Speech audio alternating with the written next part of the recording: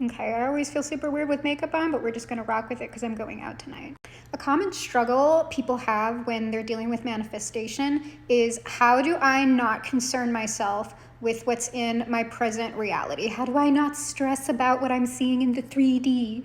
And listen, depending on what's in your 3D right now, you're gonna have a reaction to it.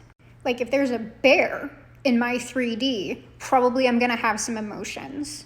But most of us aren't dealing with bears. We're just dealing with things that are not our preference. A job we don't like, maybe a relationship that we either don't like or we would like to see improve, things like that.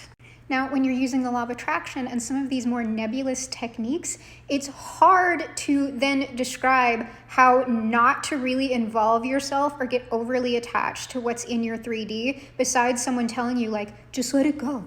Just don't be attached. You gotta learn to not care. However, if you are using the state of engagement, this gets so much easier. I don't use the law of attraction. I'm not on any spiritual law. I use the state of engagement and I manifest logarithmically.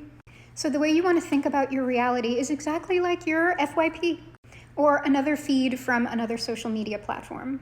Now, you know, as you're scrolling through your For You page, that certain things pop up that you like because you've engaged with other things like them, and certain things pop up just because they're viral, they have a lot of energy behind them, or they're just kind of in the ether and you've just been scrolling a lot. So they pop up, but they're not necessarily things you like, and some of them will be things you hate. So how do you increase the things you like and decrease the things you hate? When something you hate shows up, you don't engage with it. You scroll away as quick as possible. When something you like shows up, you watch it. Maybe you watch it a couple of times. Maybe you like it. Maybe you leave a little comment. That's telling the algorithm, yes, more of that. And so it gives you more of that and less of what you haven't engaged with. That's how reality works too. It just goes a lot slower than your FYP. If you don't like something that you're currently experiencing in your reality, you start engaging with it less. If you can stop engaging with it altogether, go right ahead and do that. So if you want to improve an existing relationship, you would do something like engage with therapy or communicate more. If you just wanted to end the relationship, you'd stop talking to that person, get out of their presence, block them. And this goes for people, places, things, and yes, thoughts and what you're watching, the things that you consume. Understand that every time you are interacting with something in materiality or in your thought space, you are hitting the like button, you are watching, you are engaging, you are leaving a comment. Every time you engage with something, you are changing your reality. And the more consistent you are with that, the quicker those changes will go.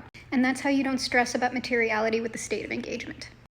While I'm recovering from a nice date night dinner followed by dim sum brunch with my friends, I am now feeling like I just need to roll all over the house and go to sleep. While we are recovering from that, we are going to talk about manifesting effortlessly with no work put in at all. So I don't talk about this one a lot because there's really no technique for it. And the state of engagement, what I'm normally talking about, is used for long-term change, something where the universe is giving some and you are also giving some. You are also contributing energy.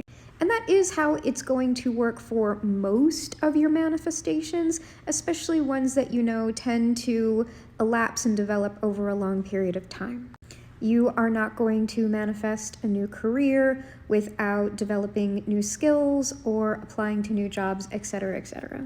However, you can manifest by doing absolutely nothing. This does happen. It's happened to me a whole bunch of times where I have just thought something or requested something, and then usually like a day, a week, or even like a month or two after, boom, it'll just come in and I haven't done anything.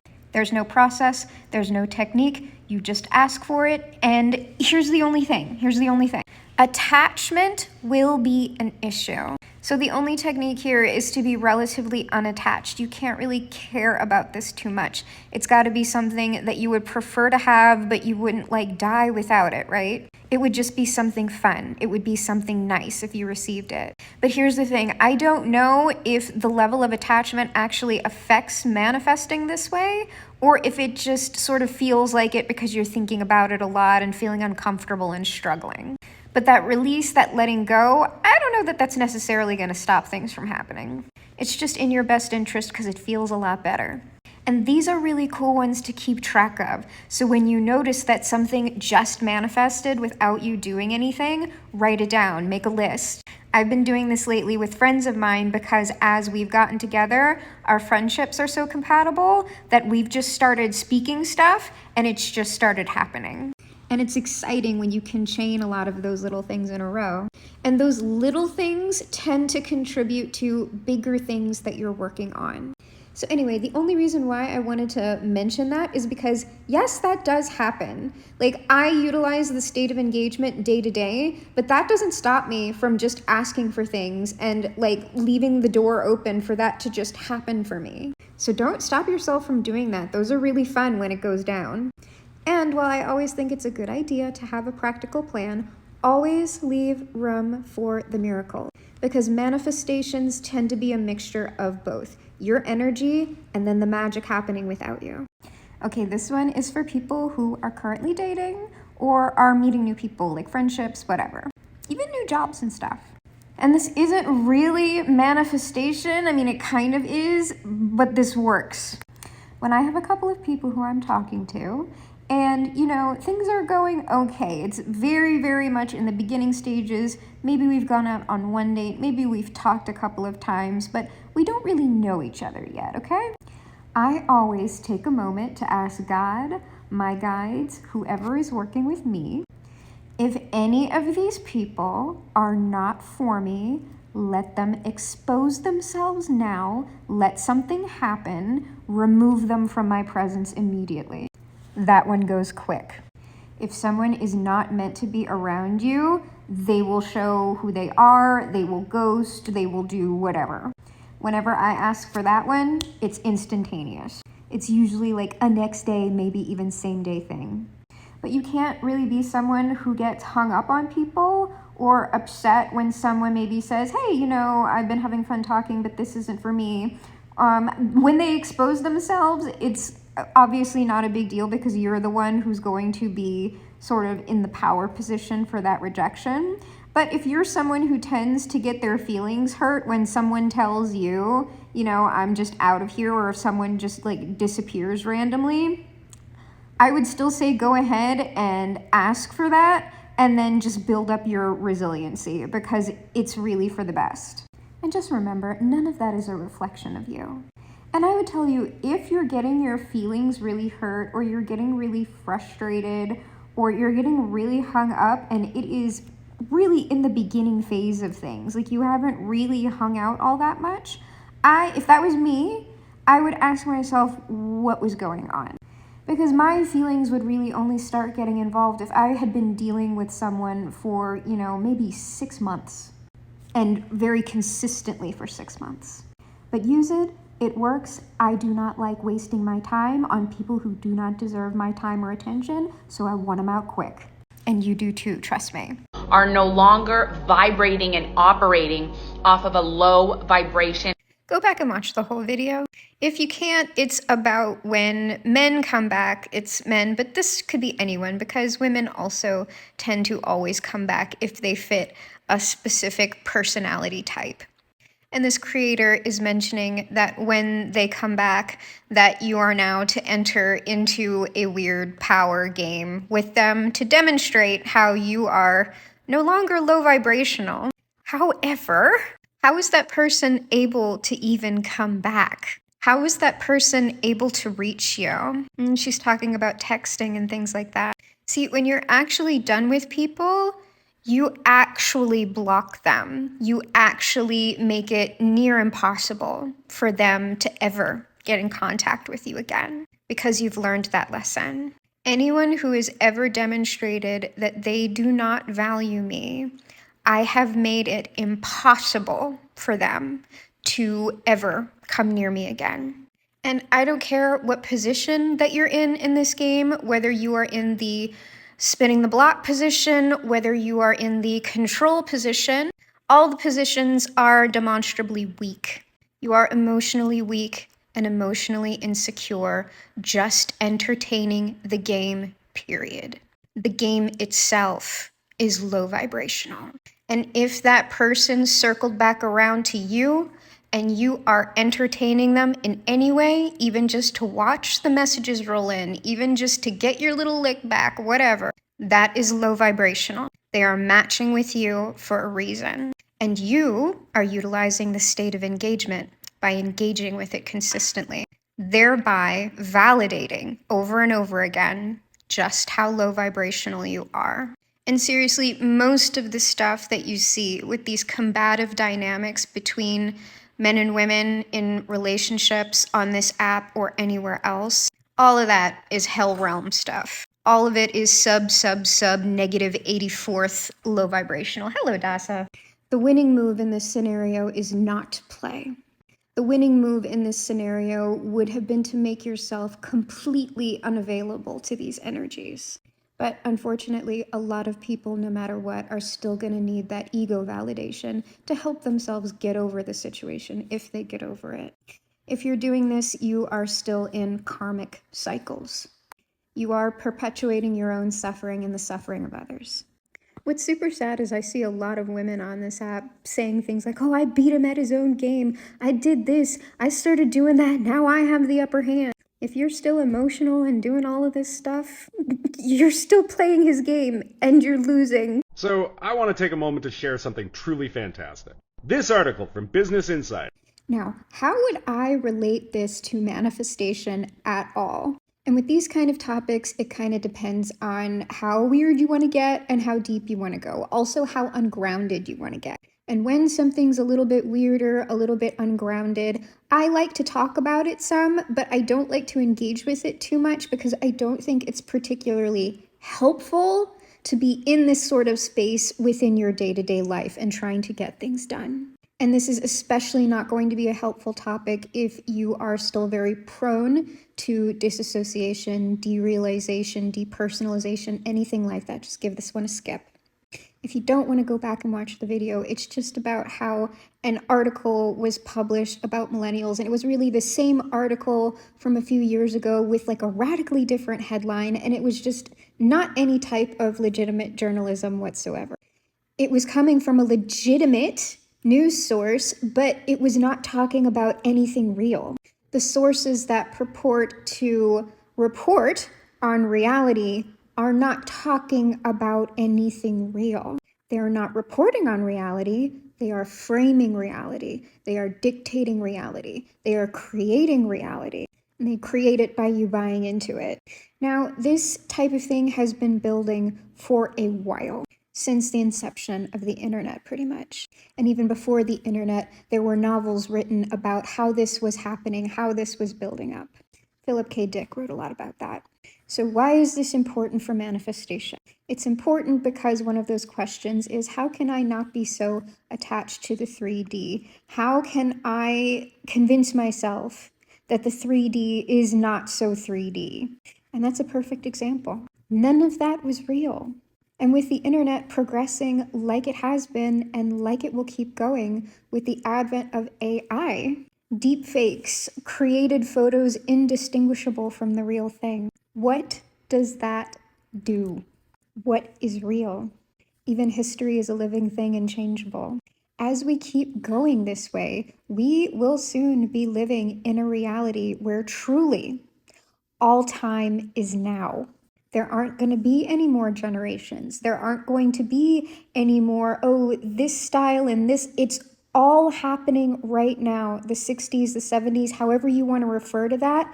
There is no more separation. All the music is now. All the media is now. Everything's now. It's barely even cyclical anymore. And that's happening in the unmanifest realms on the internet predominantly. But it also destabilizes consensus reality, which I think is great because when reality is breaking down, you can manifest much quicker if you're not completely shook. People get confused as to why when they hit not interested, when something comes up on this app that they're not interested in, why it doesn't matter that they've hit not interested. In fact, they might keep seeing more of that content. Allow me to explain from a manifestation perspective. Do not bother with the not interested button when you see something come up on your FYP that you don't want to see. Go into that person's profile and block them, no matter what it is. Because there's an old adage within manifestation that goes, the universe only hears yes. What that traditionally means is that when you're affirming something, you do not want to affirm something in the negative. So you would never say, I don't want a dog. You would say, I want a cat, or whatever it is you want. Because speaking on the dog, or whatever it is that you don't want, is still engaging with the dog. I can go around saying, I don't want dogs, I hate dogs, dogs are awful, and yet I'm still creating more and more dogs. I am in the energy of dog. To get out of the energy of dog, I say, I love cats, I want a cat, let me see all the cats. Because the universe does not hear no, the universe is a thing of radical acceptance. So all it's going to hear is dogs, dogs, dogs, dogs, dogs, or cats, cats, cats, cats, cats. So to clear your FYP when you see something you don't like, you cannot click not interested. Because the algorithm, the universe, does not give a shit that you just said not interested. By hitting not interested, you have in fact engaged with the content. And what happens when you engage with the content? You keep that content in your reality, you increase that content, you get more of that content. So don't bother with not interested. Go straight to the block. And that's with everything in your life utilizing the state of engagement. What you don't want, stop interacting with materially, energetically, mentally, emotionally. Shut it all down. Simultaneously, as you're doing that, start engaging with what you do want, mentally, emotionally, materially, as you can, as you have access to it, that is going to build. You are closing out the energetic momentum behind one thing and putting it towards another. So in this way, you can give way less of a shit about what you're attracting, because all things, all options, all realities are present at once. Anyway, that's why not interested doesn't work for getting rid of stuff on your FYP. I just got back from taking a walk out in the sun, and what do you know, guys? My depression still have it. I'm aware that this is largely a joke, it's not that deep, but I'm going to comment on it. Because I see a lot of similar and serious comments made for things like medication, nutrition, gratitude, positive thinking, things like that. Also things like exercise, yoga. And while it is true that you cannot cure a serious and chronic mental illness with any one of these things, and the thing is, nothing may ever cure you or bring you into remission or whatever. Your mental health is usually, depending on how serious the issues are, something that you are going to be managing, hopefully better as you go along. But some people, yes, will be cured, will go into remission. It's different for everybody. And so I see a lot of, oh, they just suggested yoga and I did this once and I still have depression. Well, of course, you're still going to have depression. The point of a majority of these tools, including medication and therapy, is that they are being used consistently together. The effect on your mental health is going to be cumulative over time. So while you may, in fact, get some benefits from using one or a couple of those tools in the moment, it's really an across-the-board lifestyle thing. And of course, any one of those tools can be used inappropriately, turned in excess. So positive thinking, for an example, because I'm over here in the manifestation community, and positive thinking gets abused left, right, and center. In one of the worst ways, if you were just thinking positively, you wouldn't have a mental health issue in the first place. Or if you're thinking a specific right way, you just won't get sick at all ever. Most rational people, regardless of if they're spiritual or not, will know that that is a ridiculous claim, not to mention extremely victim blaming. And positive thinking or positivity can be used to bypass emotions that you in fact need to feel and that will benefit you from feeling them. And those won't be positive emotions. We never want to use something like positivity to escape a situation, ignore it, or bypass it. We're using positivity to build resiliency overall. And also, yes, as a light tool to manage mood. But for me, I don't know that that creator is spiritual, but I'm an energy person. Processing trauma is processing energy. And it's difficult energy, it's painful energy. And for someone who is on the toxic side of positivity, they'll start feeling that emotion and try and get themselves out of it, which actually only exacerbates the problem. Eventually that stuff is gonna rise up and completely overwhelm you if you do that. And in order to get over it, and I don't mean mental illness, I just mean rough periods in life, you're gonna need to feel it. And while that most definitely sucks, it will benefit you in the long term. I want to talk about quantum leaps within manifestation. And forgive me if this one is a little bit rambly because I'm not quite sure what I want to say about it. I just want to talk about it because I've experienced it just recently, like a couple of days ago. I experienced a quantum leap in my physical performance.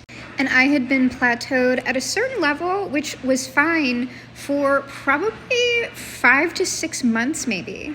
And every so often I would be like, oh, I should probably push myself maybe a little bit more, do some increments here, go a little bit harder every day. And I did do that, and I did experience some incremental improvement, but like it wasn't really a breakthrough.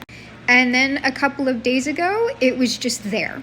And this was jogging, so I would jog consistently and I could go like a mile to a mile and a half without stopping, and then like it was just done. But it was a mental thing, not a bodily thing. Like my body wasn't done, but my mind was.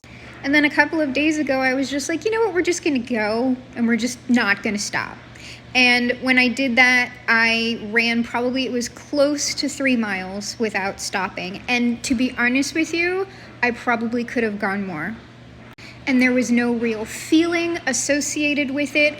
There was no major like breakthrough or realization. It was just one day I was performing at one level, and then the next day I was performing at a drastically different level. So there's a lot of talk about how do we induce that within manifestation? Do we have any sort of control over that?